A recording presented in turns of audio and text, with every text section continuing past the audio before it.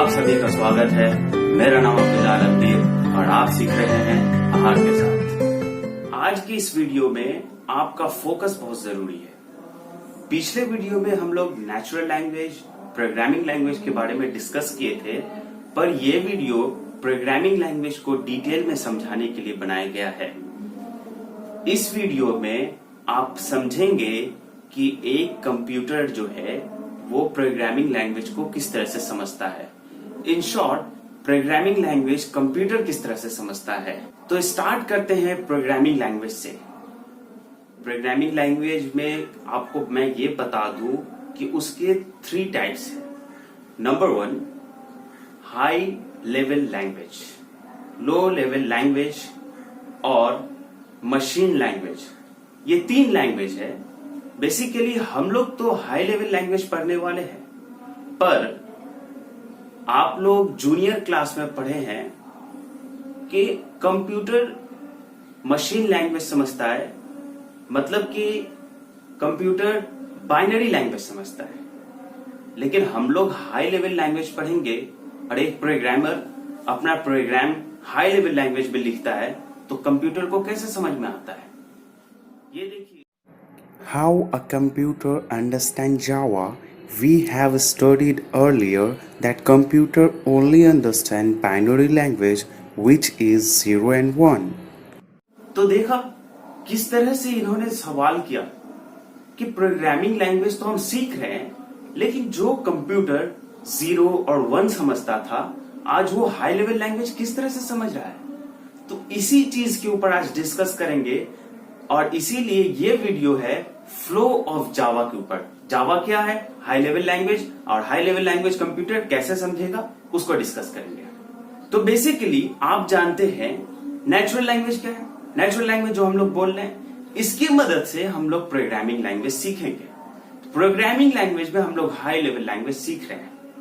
High level language वो convert होता है मशीन लैंग्वेज में। मशीन लैंग्वेज में कैसे कन्वर्ट हो रहा है, उसके बीच में एक लो लेवल लैंग्वेज आता है। लो लेवल लैंग्वेज को दूसरे वर्ड में असेंबली लैंग्वेज कहते हैं, और मशीन लैंग्वेज है बाइनरी 0 और 1।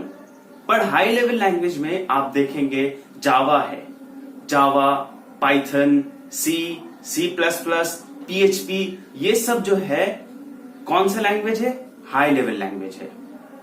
बात तो सही है कि कंप्यूटर बाइनरी लैंग्वेज समझता है, पर हाई लेवल लैंग्वेज कैसे समझता है, इसको समझते हैं। जितना भी हाई लेवल लैंग्वेज है, पाइथन हो, C++ हो, जावा हो, PHP हो, सबका जो प्रोग्रामिंग लैंग्वेज, जैसे आप एक प्रोग्रामर है, हम एक प्रोग्रामर है, हम जो प्रोग्रामिंग लिखते हैं, ये प्रोग्रामिंग लैंग्वेज कंप्यूटर को नहीं समझ में आता है, पर ये समझाने का काम इंटरप्रेटर का है। तो जावा में हम जो सोर्स कोड लिखेंगे, वो सोर्स कोड समझ में आएगा कंप्यूटर को किस तरह से, इंटरप्रेटर की मदद से। समझाएगा कौन, इंटरप्रेटर को। जावा सोर्स कोड क्या है। जावा सोर्स कोड आपको सिंपल तरीके से अगर बताया जाए, जावा सोर्स कोड क्या है, तो आप देखिए, एक प्रोग्रामर जो भी इंस्ट्रक्शन कंप्यूटर को देता है, वो इंस्ट्रक्शन को सोर्स कोड कहते हैं। इंस्ट्रक्शन, जैसे कि अब कोई भी प्रोग्राम लिखता है तो उसका कुछ मकसद तो होता है लिखने का। मकसद क्या है कि कंप्यूटर से कुछ आउटपुट ले। फॉर एग्जांपल, अगर एक इंडस्ट्री है, तो इस इंडस्ट्री में कोई मशीन वगैरह है, तो उस मशीन जो ऑटोमेटिकली काम कर रहा है, वो कैसे काम कर रहा है, उसके पीछे कोई प्रोग्रामिंग लैंग्वेज किया हुआ है। तो प्रोग्रामिंग लैंग्वेज में क्या किया गया है, प्रोग्रामिंग लैंग्वेज में तो वो इस तरह से सोर्स कोड लिख दिए, लेकिन ये सोर्स कोड कंप्यूटर को कैसे समझ में आता है, तो इसी को थोड़ा डिटेल में समझते हैं। मैं एक कॉमन एग्जांपल लेता हूं जो डेली लाइफ से रिलेटेड होगा। अभी कुछ पढ़ाई नहीं हो रही है, अभी कोई प्रोग्रामिंग लैंग्वेज आपको नहीं समझा रहा है, अब बस थोड़ा सा सब्र रखिए, समझ में आ जाएगा। फॉर एग्जाम्पल, आप हिंदी लैंग्वेज जानते हैं, हम लोग हिंदी लैंग्वेज जानते हैं। मुझे एक डील करना है, मुझे एक काम करवाना है एक सऊदियन से। एक सऊदियन से हमको काम कराना है। उनका लैंग्वेज क्या है, अरबिक, और हम लोग का लैंग्वेज क्या है, हिंदी। हम लोग को उन लोग का लैंग्वेज आता नहीं और उन लोग को हम लोग का लैंग्वेज आता नहीं, तो जनरली आप क्या कीजिएगा? आप जनरली एक ट्रांसलेटर को लीजिएगा, आप जो बात बोलिएगा वो ट्रांसलेट करके उसको समझा देगा, यही होता है ना।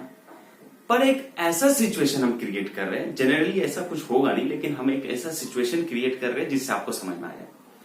आप मानिए कि अभी आप किसी ट्रांसलेटर को ढूंढ रहे थे जो हिंदी से अरबिक समझा दे, लेकिन आपको ऐसा ट्रांसलेटर नहीं मिला। आपको सिर्फ दो तरह का ट्रांसलेटर मिल रहा है। एक ऐसा ट्रांसलेटर मिल रहा है जिसको हिंदी से इंग्लिश आता हो, और या फिर एक ऐसा ट्रांसलेटर मिलता है जिसको इंग्लिश से अरबी आता हो। पर कोई डायरेक्टली किसी को हिंदी से अरबी जानने वाला कोई ट्रांसलेटर नहीं मिल रहा है, तो आप क्या कीजिएगा? आप दो ट्रांसलेटर को ले लीजिएगा। एक वो ट्रांसलेटर को जिसको हिंदी और इंग्लिश आता है, और एक वो ट्रांसलेटर को जिसको इंग्लिश और अरबी आता है। तो ये दो ट्रांसलेटर आपको हेल्प कर देगा सारा काम करने में, है कि नहीं? अगर ऐसा कुछ सिचुएशन है, तो जावा के साथ भी ऐसा कुछ सिचुएशन है। अभी हम कैसे समझा रहे हैं? अभी कॉमन लैंग्वेज, अभी कॉमन एग्जाम्पल पे ही चलते हैं।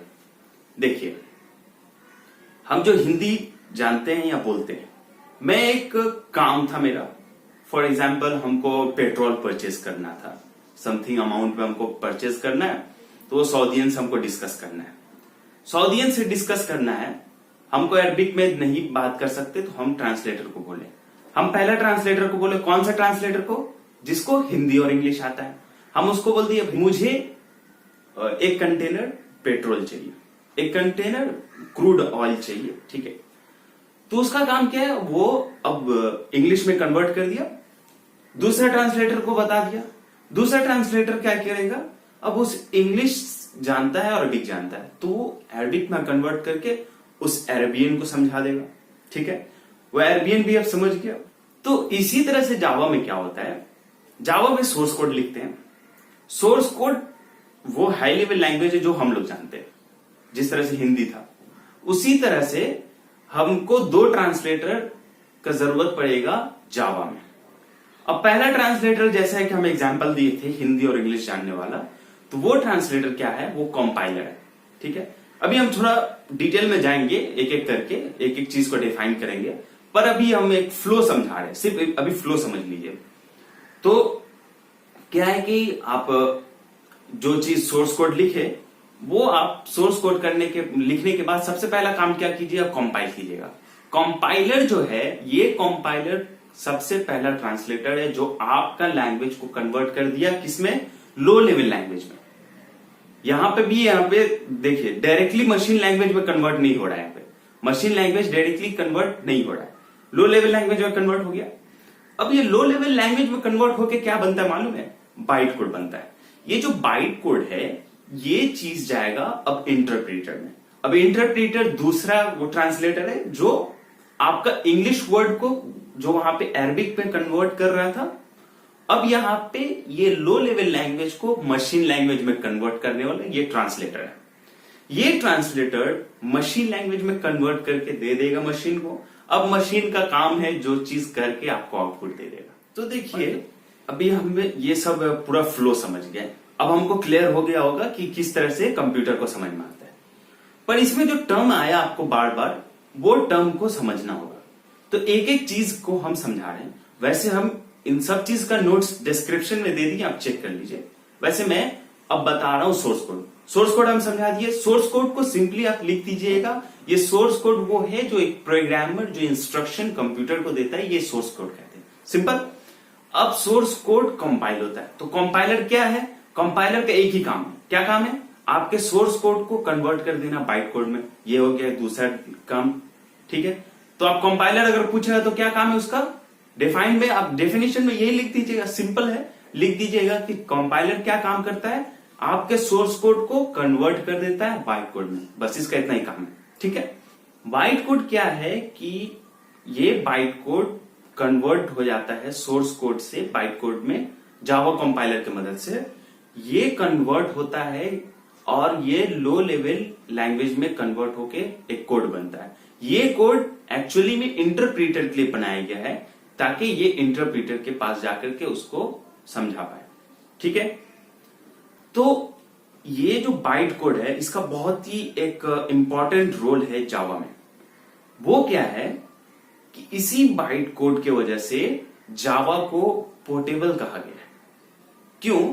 क्योंकि इस बाइट कोड को आप पेन ड्राइव, एसडी कार्ड, किसी भी चीज में डाल सकते हैं और ले जाकर के किसी और कंप्यूटर में, जेवीएम वगैरह में इसको डी कोड करके उसका आउटपुट ले सकते हैं। जावा इंटरप्रेटर का काम है बाइट कोड को मशीन कोड में कन्वर्ट करना। जिस तरह से कंपाइलर का काम क्या था, आपके सोर्स कोड को बाइट कोड में कन्वर्ट करना, उसी तरह से इंटरप्रेटर का काम है आपके बाइट कोड को मशीन कोड में कन्वर्ट कर देना। बस इसका इतना ही काम है। पर इसमें एक चीज और है, अभी जेवीएम का हम आपको बता रहे थे, तो जेवीएम को एक्सप्लेन करते हैं। तो जेवीएम जो है उसके अंदर दो चीज आता है, एक आता है JDK और JRE। अब हम इन तीनों चीज को समझा रहे हैं। JDK क्या है? ये टूल्स है, इसके अंदर पूरा टूल्स रखा हुआ है। JDK के अंदर टूल्स है। वो टूल्स का क्या काम है? आपका जो सोर्स कोड है, जो भी आप कोडिंग किए हैं, उन सब चीजों को रीड जो करता है, वो रीड किसके मदद से कर रहा है? इन टूल्स के मदद से। आप जो सोर्स कोड लिखे हैं, इंस्ट्रक्शन दिए हैं, वो सारा इंस्ट्रक्शन जो है पहले से डिफाइंड रहता है JDK में। तो यहां से इसका काम क्या है कि उसको एक एक को रीड कर लेना। रीड करने के बाद उसका क्या काम है? उसको मशीन कोड में कन्वर्ट हो जाएगा। मशीन कोड में कन्वर्ट होने के बाद वो रन होता है जावा रन टाइम एनवायरनमेंट में। हम आपको पहले बता रहे थे जावा प्लेटफॉर्म इंडिपेंडेंट है। प्लेटफॉर्म इंडिपेंडेंट इसीलिए है क्योंकि जेवीएम के अंदर जावा रन टाइम एनवायरनमेंट है। जावा रन टाइम एनवायरनमेंट में रन होकर के आपको आउटपुट मिल जाता है, इसलिए इसको कोई मशीन से लेना देना नहीं है। और ये सिक्योरिटी भी प्रोवाइड करता है क्योंकि इसका जितना काम है एक जेवीएम के अंदर हो रहा है। ठीक है, तो इंटरप्रेटर भी अब क्लियर हो गया। ठीक, तो मशीन कोड क्या है? 0101 करके जो मशीन समझता है यही मशीन कोड है। बस मशीन कोड अब वो चाहे विंडोज में जाए चाहे लिनक्स में जाए, वो उसका काम है, उसी मशीन के हिसाब से एल्गोरिदम बनता है और उसको समझाने का काम आता है। तो ये ऑल टोटल था फ्लो ऑफ जावा। ठीक है, तो ये एग्जाम्पल से क्लियर हो गया। अब हम आपको शॉर्टकट में एक बार रिवाइज कराते हैं। सबसे पहला क्या काम है? जो एक प्रोग्रामर जो भी इंस्ट्रक्शन कंप्यूटर को दिया उसको क्या कहते हैं? Source code. Source code compiler के पास जाता है, मींस जब आप कंपाइल करते हैं तो सोर्स कोड बाइट कोड में कन्वर्ट हो गया। अब ये बाइट कोड इंटरप्रेटर में जाता है, इंटरप्रेटर में जाने के बाद ये मशीन कोड में कन्वर्ट हो जाता है और कंप्यूटर को समझ में आ जाता है। अगर आपको हमारा काम पसंद आए तो लाइक, शेयर और कमेंट कीजिए। और हाँ, नए वीडियो के लिए सब्सक्राइब और बेल आइकन दबाना ना भूलें।